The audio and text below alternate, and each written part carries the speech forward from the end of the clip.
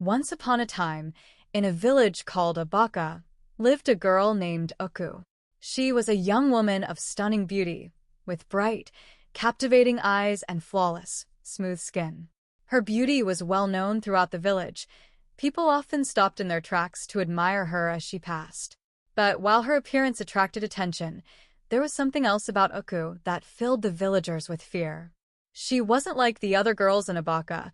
She had a fierce reputation for her hatred of men. Her intense anger made her an outcast, but it also made her someone to be feared. Uku was always serious and never smiled or laughed with anyone, especially not with the men.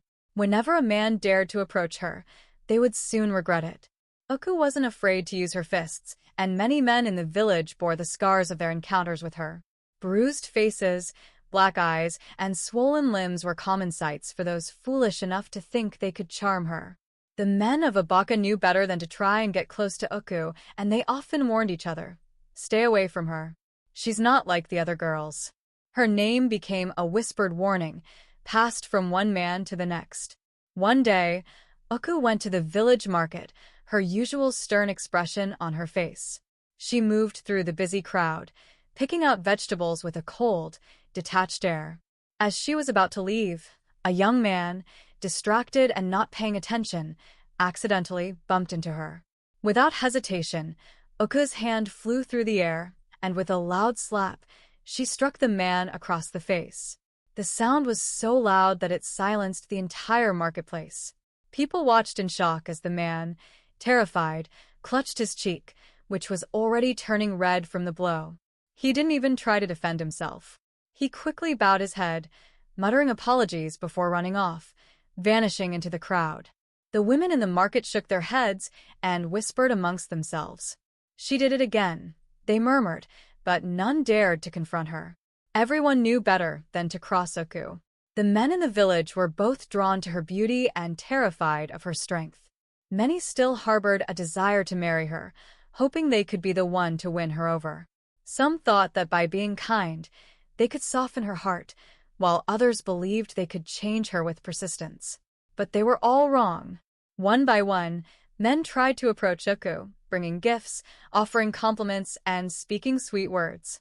Every time, she saw through their attempts and beat them just as brutally as she had the ones before. Even the village chief, a proud man with much influence, thought his son would succeed where others had failed. "She won't dare harm my son," he declared. Confident in his status, the chief's son went to Uku, thinking his position would protect him. He smiled and attempted to charm her, but Uku was unimpressed.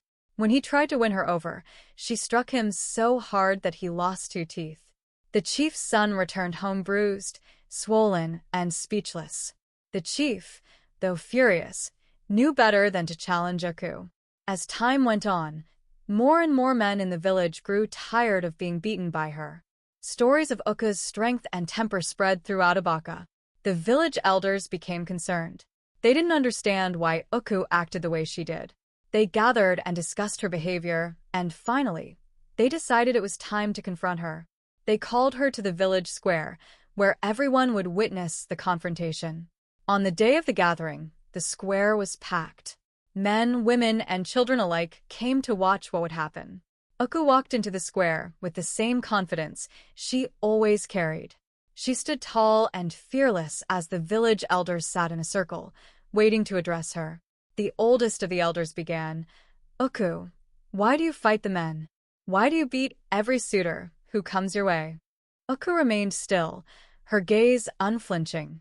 Calmly, she replied, "I will never let a man control me, and I will never stop beating them." Her words sent a ripple of shock through the crowd. The elders exchanged puzzled glances, unsure of what to make of her statement. "But why, Uku?" another elder asked. "What has made you hate men so much?" Uku did not respond. She stood there, her expression unchanged, her silence unyielding. Unable to get more answers from her, the elders had no choice but to dismiss her.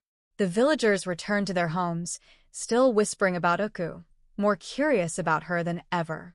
Life in Abaka carried on, but Uku remained an enigma to the people. One scorching afternoon, she went to the stream to fetch water. The The sun beat down on her, and the path back home was rocky and difficult. As she walked, she slipped on a stone and fell hard to the ground, breaking the pot of water she had been carrying and injuring her foot.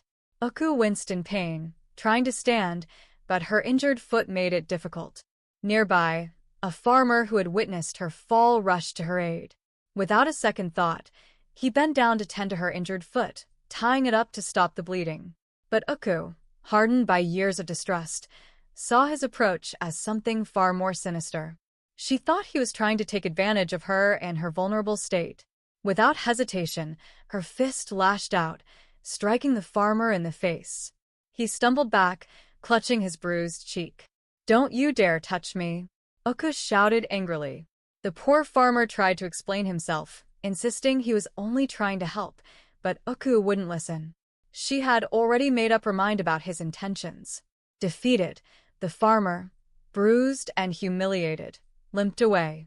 The story of Uku's outburst quickly spread through the village. People whispered about how she had attacked a man who was only trying to help her. Yet, despite the whispers, no one dared confront her.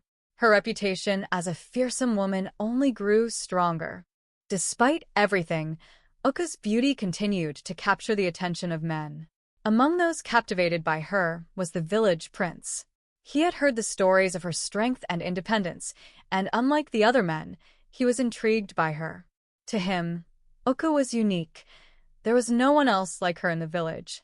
He believed that he could win her heart, and so he began visiting her regularly, bringing her gifts of fine clothes, rare jewelry, and delicious fruits.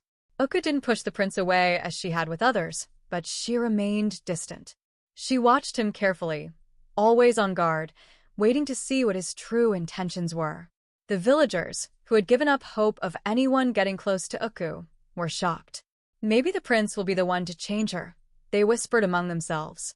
One day, the prince invited Uku to take a walk by the stream. The air was cool, and the water flowed gently beside them as they walked in silence. The prince, feeling confident that he had finally gained her trust, made a grave mistake.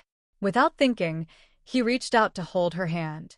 To him, it was a small, tender gesture, but to Uku, it felt like an attempt to control her, just like the men she had fought before. In an instant, her temper flared. Her eyes blazed with anger, and before the prince could realize what was happening, she attacked him. She struck him in the chest, then followed with a blow to his face. The prince, caught off guard, tried to defend himself, but Uku was too strong and too fast. She didn't stop until he was on the ground, bruised and bleeding. The prince's guards, who had been standing at a distance, rushed to their master's aid. They quickly picked him up and carried him back to the palace. The news of Uku's attack on the prince spread through the village like wildfire. People were stunned. No one had ever dared to lay a hand on the prince before. Even those who had seen Uku's wrath firsthand couldn't believe she had gone as far as attacking royalty. When the prince returned to the palace, his face swollen and his body covered in cuts and bruises, the king was furious. "Who would dare do this to my son?" he roared. His anger shook the palace, and the servants trembled in fear. But they all knew the answer. No one else in the village had the courage or the strength to beat the prince. Only Uku. The king immediately summoned Uku to the palace. The entire village heard of the king's summons, and soon the palace courtyard was filled with people eager to see what would happen. When Uku arrived, she walked into the courtyard with her head held high. The villagers watched her, expecting her to be scared, but Uku showed no fear. She stood tall and defiant before the king. The king, his eyes burning with anger, demanded an explanation. "Why did you attack my son?" he bellowed, his voice echoing through the courtyard. But Uku remained silent. Her face was hard, her lips sealed, and her eyes filled with both anger and something else, pain. "Speak, girl," the king shouted again, but Uku said nothing. She stood her ground, her secret tightly guarded. The villagers watched, curious and anxious, wondering why Uku refused to answer. The king, growing more furious by the second, shouted, "Why did you hurt my son? Speak now, or face the consequences." Finally, Uku's heart, heavy with the weight of her past, could no longer bear the silence. Her fierce exterior cracked, and for the first time, the villagers saw something different in her eyes.